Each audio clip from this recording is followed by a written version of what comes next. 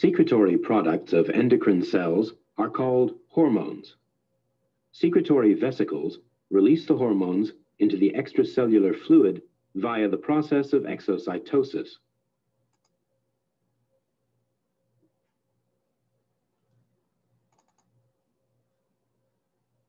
The hormones are transferred to other cells in the body. These are called target cells. Specific receptors in the plasma membranes of the target cells permit the hormones to bind to the cells. When hormones bind to their specific receptors, they provide a signal to the target cell to alter its activity. Endocrine cells must be precisely regulated because just a small amount of hormone can produce a large effect. Endocrine cells respond to signal molecules. An activation or inhibition of the cell's activity results. Signal molecules can come from three sources. These sources of regulation include neural regulation, hormonal regulation, and humoral regulation. Signal molecules from nerve cells directly regulate some endocrine cells, such as those in the adrenal medulla. Nerve cell processes form junctions with endocrine cells. When a nerve impulse reaches the end of the nerve cell process, neurotransmitters are released. These neurotransmitters serve as signal molecules to activate the endocrine cell.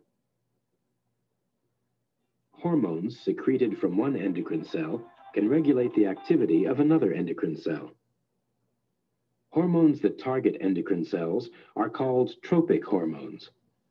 Here, the hormone ACTH is secreted from the anterior pituitary and travels in the blood towards the adrenal cortex, its target cell.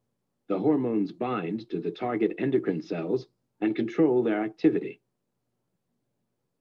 Some endocrine cells are regulated by changes in the blood concentration of certain ions or nutrients. Certain conditions in the body may result in increases or decreases in the blood concentration of certain ions like potassium or nutrients like glucose. Endocrine cell activity changes in response to the changing levels of these ions and nutrients. The regulation of hormone receptors is another mechanism that controls hormonal activity.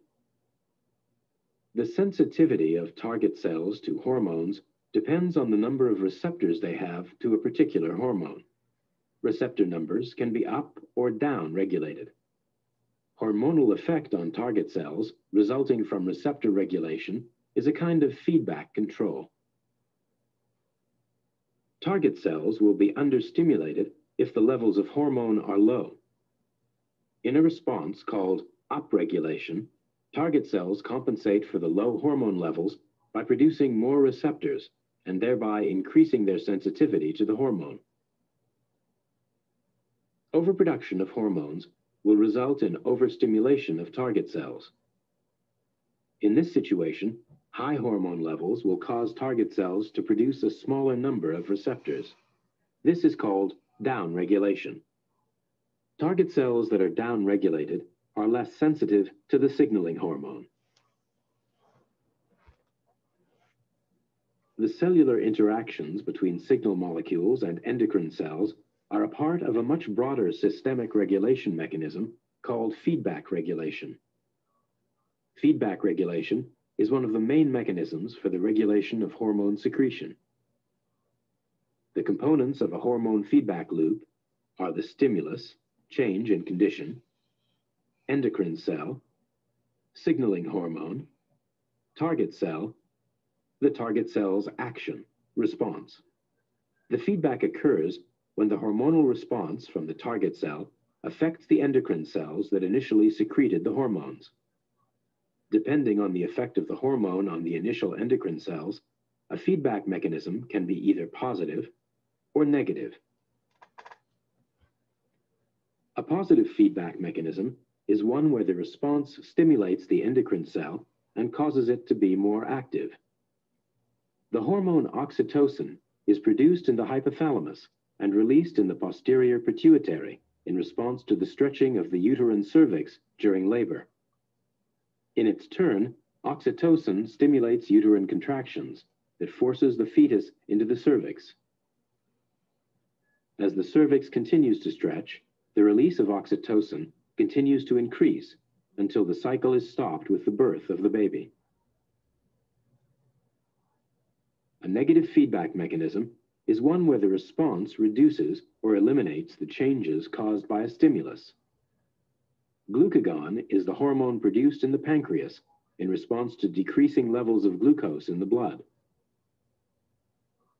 Glucagon stimulates liver cells to convert glycogen into glucose and release it into the blood.